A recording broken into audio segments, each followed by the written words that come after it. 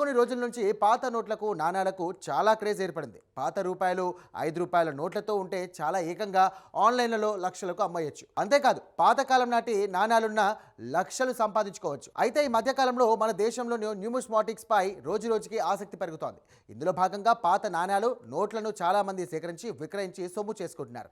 లక్షలు సంపాదించిన ఉదాహరణలు ఎన్నో ఉన్నాయి.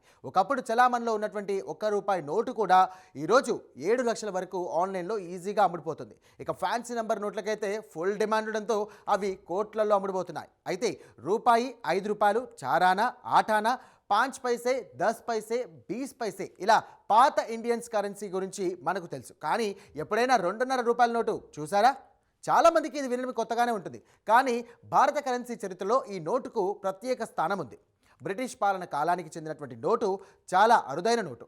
ఇప్పుడు జార్ఖండ్లో ఉన్న జైన్ కాయిన్ గ్యాలరీలో ఈ నోటు పెద్ద ఖజానాగా మారింది.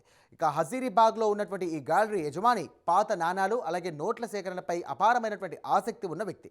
కేవలం సేకరించడం మాత్రమే కాదు, వాటిని న్యూమిస్మాటిక్స్ అభిమానులకు విక్రయిస్తూ లక్షల రూపాయలు సంపాదించే అవకాశాన్ని కూడా కల్పిస్తున్నారు. దీంతో మీ దగ్గర ఏదైనా పాత నోటు లేదా నాణెం ఉంటే ఈ గ్యాలరీ యజమానిని అప్రోచ్ అయితే సరిపోతుంది. తప్పకుండా మంచి ధర లభించడంతో పాటు లక్షాధికారులు కావడం ఖాయం. ఇక మన దేశంలో ఒకప్పుడు ₹10 నోటు చలామణి ఉందన్న విషయం చాలా మందికి తెలియదు. ఇది బ్రిటిష్ ఇండియా కాలానికి చెందింది. అప్పట్లో భారతదేశంలో ఆనా విధానం ఉండేది.